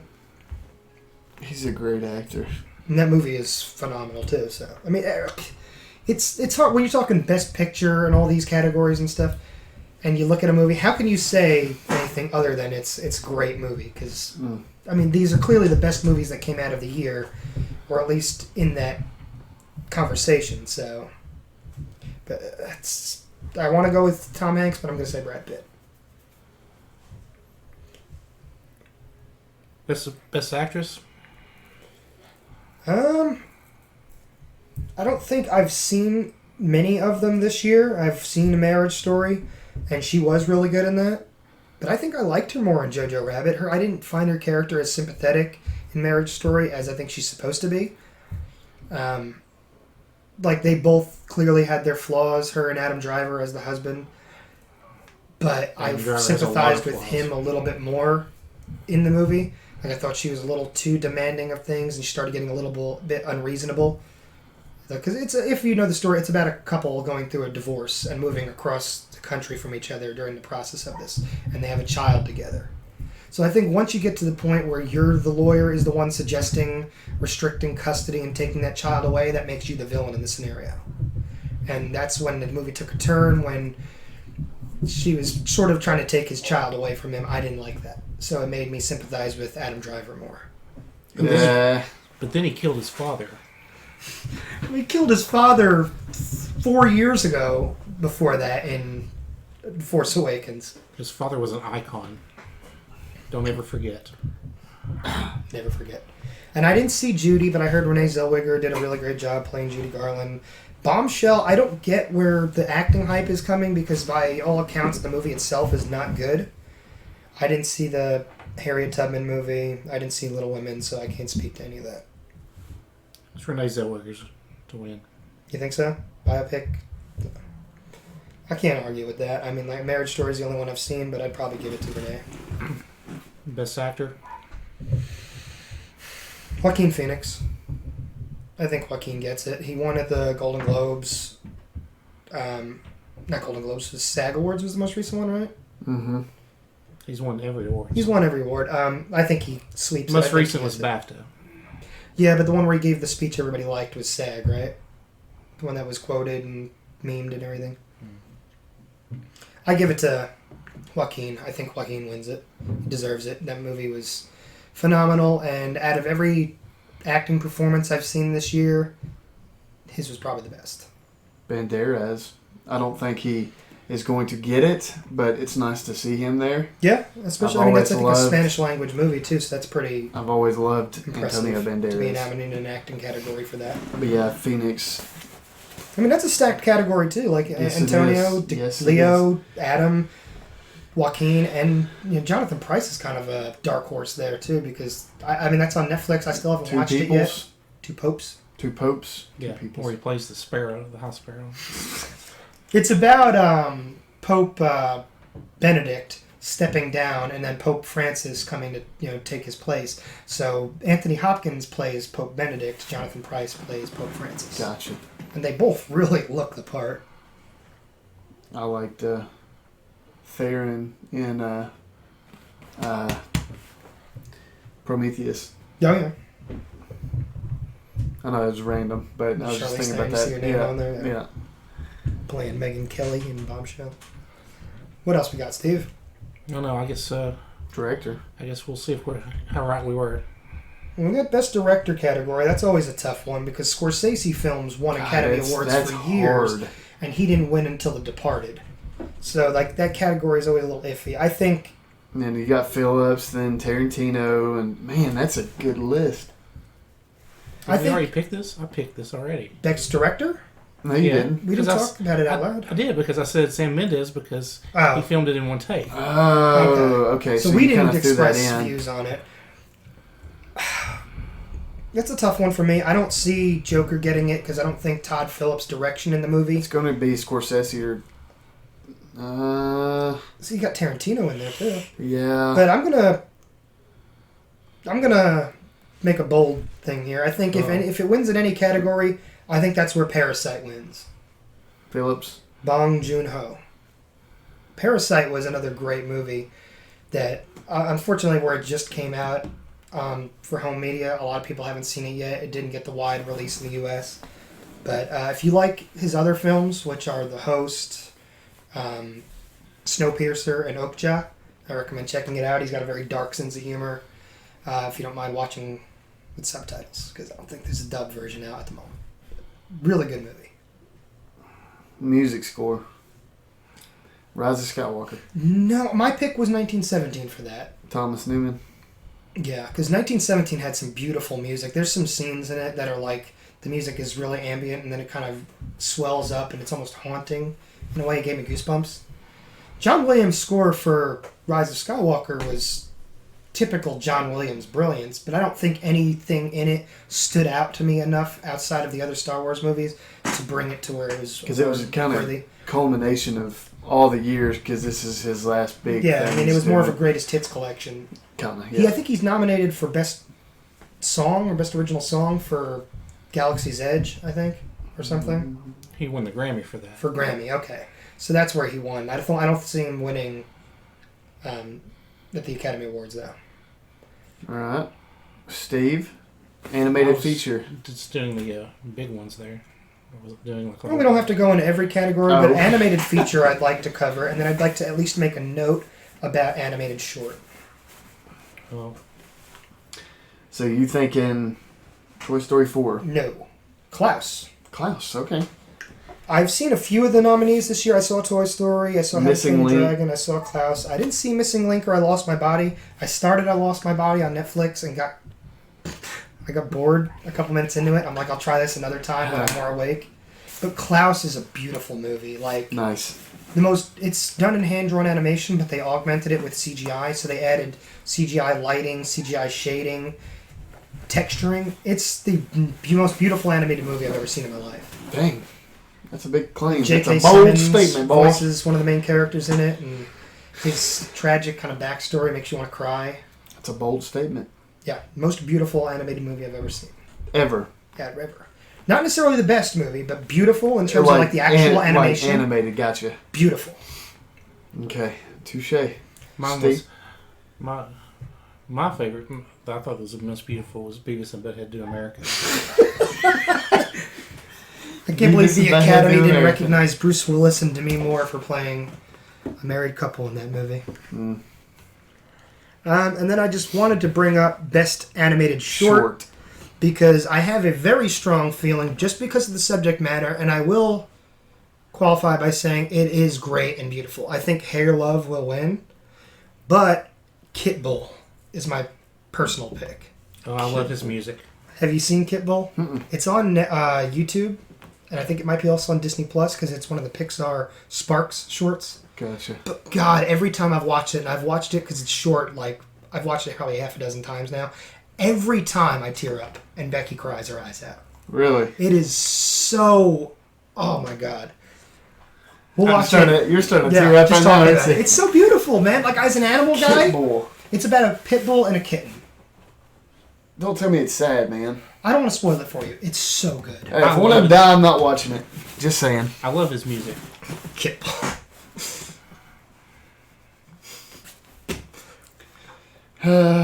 All right, so we're going to wrap it up for this episode of Absurd Words from Your Preferred Nerds. Tune in next week where our Bad Movie Club segment will be Reptilian, a.k.a. Young Gary, 2001. It's a especially bad Godzilla knockoff, so make sure you guys check it out, do your homework, and watch along with us next week. And don't forget our big Valentine's Day Spectacular. Valentine's Day Spectacular. Our annual event. If we stay on for more than a year, we'll make sure to give it to you guys again. Yeah. Give us a like on Facebook. Follow us individually on Twitter. Our handles should be somewhere at the bottom of the screen here. Subscribe to our YouTube channel. We'll see you guys next time. Peace.